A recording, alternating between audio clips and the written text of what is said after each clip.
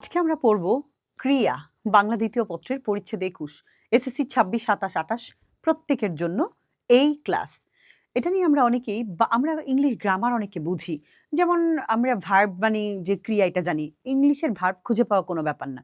কিন্তু বাংলায় ক্রিয়া বললে এটা আমাদের জন্য জটিলতা। আমরা আজকে ইংলিশের জিনিসটাকে মানে বাংলাটাকে ইংলিশে কনভার্ট করে আমাদের চিনতে একটু সুবিধা হয়। এইভাবে করে আজকে আমরা ক্রিয়া চেনাবো। যত ধরনের ক্রিয়া আছে, সংযোগ ক্রিয়া অনেকে চিনতে পারে না, অনেকে যৌগিক ক্রিয়া চিনতে পারে না। আজকে যত ধরনের কনফিউশন আছে দ্বিকর্মক ক্রিয়া, সকর্মক ক্রিয়া, অকর্মক ক্রিয়া, তারপরে হচ্ছে আরো যেই ধরনের আছে অসমাপিকা ক্রিয়া, প্রত্যেকটা বিষয় আজকে আমি ক্লিয়ার করে দিব। চলো একদম শুরু থেকেই দেখি। ক্রিয়া জিনিসটাকে যদি আমি একটু তোমাদেরকে ব্যাখ্যা করি, ইংলিশে যাকে বলা হচ্ছে ভার্ব। আমরা জানি ভার্বের অবস্থান ঠিক সাবজেক্টের পরেই থাকে, তাই না? এছাড়া ভার্ব তো বিভিন্ন ধরনের আছে, যেমন হেল্পিং ভার্ব আছে, am is are was were have has had can could may might, আবার মডাল অক্সিলিয়ারি আছে যেটাকে আমরা বলছি, আবার দেখা যায় মেইন ভার্বও আছে।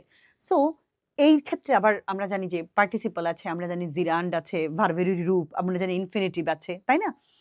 তো মূলত ভার্ব ক্রিয়া মানে ভার্ব বুঝে গেলাম। এখন চলো বাংলায় ক্রিয়া বলতে কি বুঝায় বা কাকে বলে। বাক্যে উদ্দেশ্য বা কর্তা কি করে, উদ্দেশ্য বা কর্তা কি মানে সাবজেক্ট। বাক্যে সাবজেক্ট, তাহলে আমরা ইংলিশটা বললে একটু মনে হয় ইজি হয়, তাই না? আচ্ছা আমি যদি তোমাকে বলি, ধরো হি গোজ টু স্কুল, ধরে নাও তুমি এটা। আচ্ছা হি সাবজেক্ট, এখানে সাবজেক্ট কি করছে?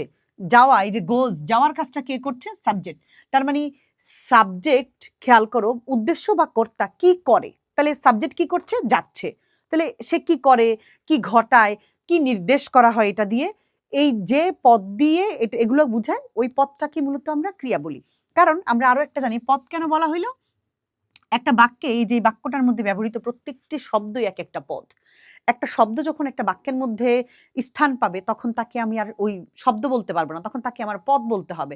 এই পদগুলোর এক একটার এক এক নাম, কোনোটা হচ্ছে বিশেষ্য, কোনোটা বিশেষণ, কোনোটা সর্বনাম, কোনোটা অব্যয়, কোনোটা ক্রিয়া, এরকম ভাবে আমার চিনতে হবে, কোনোটা যোজক, কোনোটা আবেগ, এক একটা এক এক রকম বুঝাবে। ঠিক আছে?